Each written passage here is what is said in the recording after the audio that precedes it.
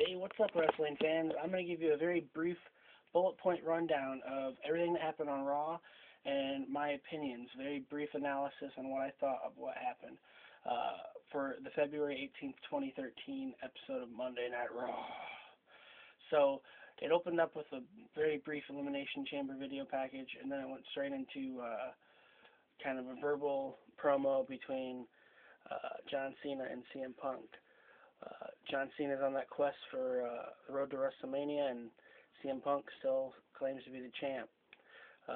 So John Cena kind of put his number one contendership on the line for next week, setting up for a pretty epic, probably main event between Punk and Cena, and the winner will go on to face The Rock for the title. I think this is going to create an interesting dynamic where I'm hoping there's going to be a dirty finish and it sets up for a triple threat at Mania. I know a lot of people don't like triple threat matches, but I think adding Punk to any match makes it better, and I really don't want to see twice in a lifetime between Cena and Rock. I think it would just be more interesting, and maybe you'd actually see Punk win. That's just me. Then we had Sheamus, Ryback, and Y2J announcing that they're going to be taking on The Shield later in the evening. So, yeah, Cena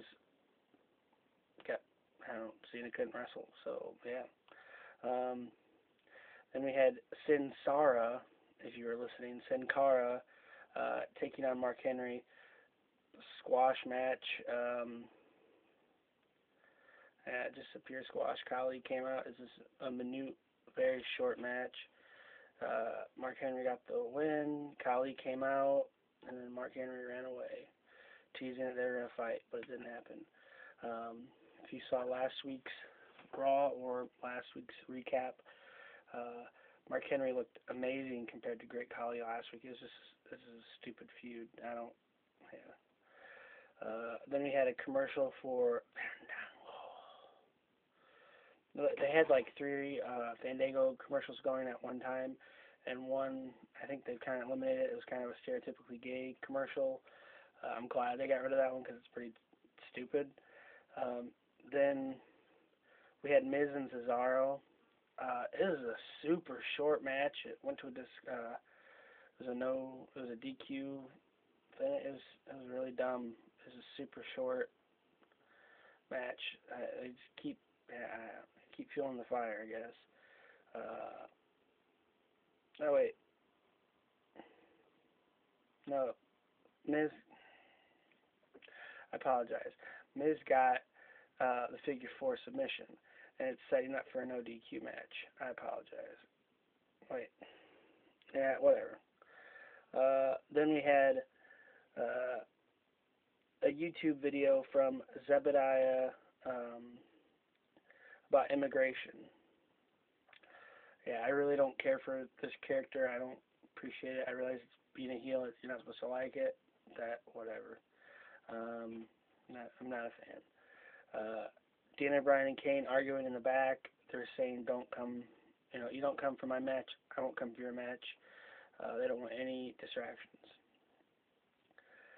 Then we had Vicky and Paul Heyman in the ring, and there's a surprise, or there will be a surprise in the ring for Paul Heyman. Then we had a very brief Dolph Ziggler versus Alberto Del Rio match. Del Rio got the win with an arm breaker. This is a good match, a good solid match, but it was once again too short. This is a 3-hour show. I don't know why these matches are so short. I guarantee there's like 45 minutes of commercials.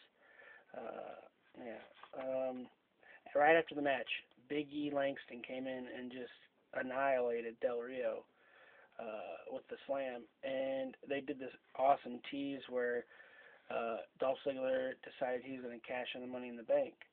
Well, Ricardo stole the briefcase. Big E was running after it. Ricardo drops the case on the ground by the Titantron. By the time Big E brings the briefcase back to hand it to Dolph turns around and he gets just crazy kicked in the head, and the match is already over and no Money in the Bank, and Ricardo is gone, and so is Del Rio. So it was a good little segment. I wish the match was longer, like I said. Then we had Wade Barrett coming out, and then they showed a preview for a movie he's in with Colin Farrell called Dead Man Down, and the segment was over. It was really stupid. I mean, the segment was just cut really short by Sheamus. I really didn't think it was that funny. Yeah. Then we had Brodus, Tensai, and Naomi taking on Epico, Primo, and Rosa in a intergender six-person match. Super short squash match. They tried to recapture the magic of last week where they actually had one of the Funkadactyls actually did that baseball slide and looked cool, and it did not go nearly as well as it did last week, last night. So, or Naomi baseball, or I think it was the other one, I can't remember. She baseball slid and did not hit Rosa this time. It did not look good. I like the Bros and Tensai thing. They have this funny dynamic together. It's nice to see Tensai not lose every week in a row like he was. Then we had Swagger and Zebediah Couture or whatever have a State of the Union, which is basically just racist rhetoric, which I don't like. I'm not trying to be all negative here and there, but setting up for a feud with Del Rio. In this match, he actually faced Daniel Bryan, and a nice solid back and forth match, but very short, and he got Daniel Bryan in the Patriot Lock rather, and forced him to tap out. Then we had Vicky announcing her new assistant, Brad Maddox. Brad Maddox was kind of, arguing with her that he's the assistant something manager, I don't remember. So they had that. Paul Heyman came out, and this setting up, Vince McMahon had a live video feed at 2 weeks after from having his surgery, is challenging next week Paul Heyman to a fight because Paul Heyman agreed to do anything Vince wanted to do. Yeah.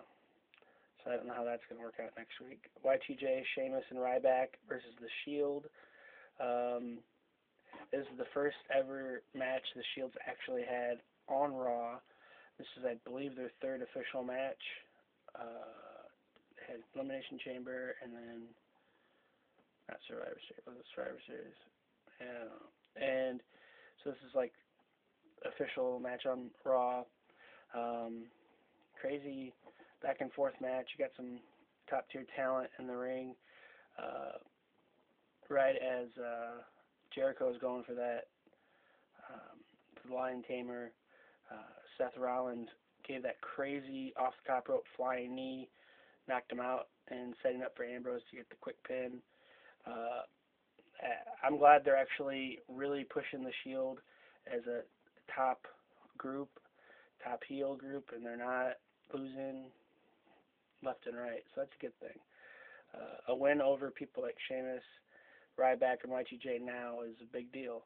That's a good thing. Then we had Kofi and Damien Sandow. Damien Sandow attacked Kofi before the bell rang, and R-Truth came out from recovering over an injury and attacked Damien, who was attacking Kofi. Yeah. We had another Fandango ad. This is the second one of the night, and Jerry Lawler kept making fun of how he talks, and it was pretty funny.